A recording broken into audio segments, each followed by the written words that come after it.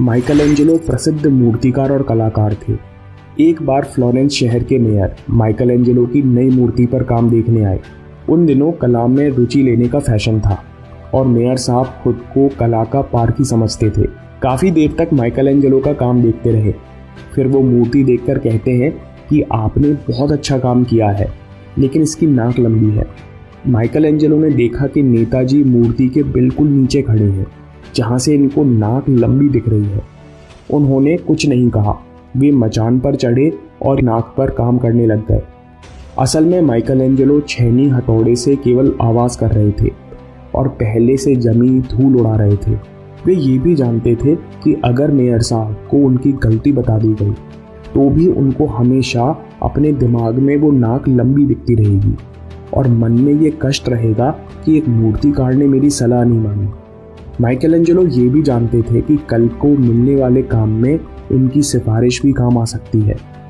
इसलिए उन्होंने थोड़ी देर बाद उनको ऊपर बुलाया। नज़दीक से देखने पर मेयर साहब कहते हैं कि माइकल एंजेलो, आपने पूरी मूर्ति में नई जान डाल दी। इसके बाद मेयर साहब ने क्या किया होगा? उन्होंने अपने सारे दोस्तों को बताया होगा कि कैसे उनकी सलाह पर माइकल एंजेलो ने अपनी मूर्ति बनाई। इससे माइकल एंजेलो की मूर्ति को प्रसिद्धि ही मिली होगी।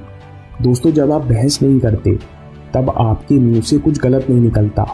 आपकी सही बात का कोई गलत मतलब नहीं निकालता।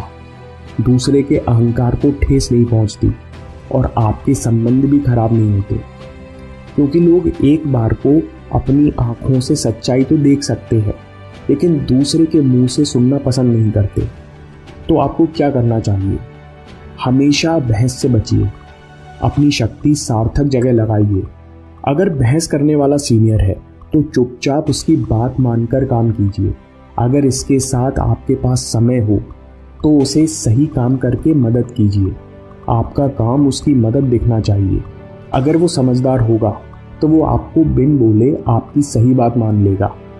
और अगर आपका सीनियर समझदार नहीं है तो ऐसे इंसान से बहस करके आपको गुस्सा नहीं दिलाना चाहिए।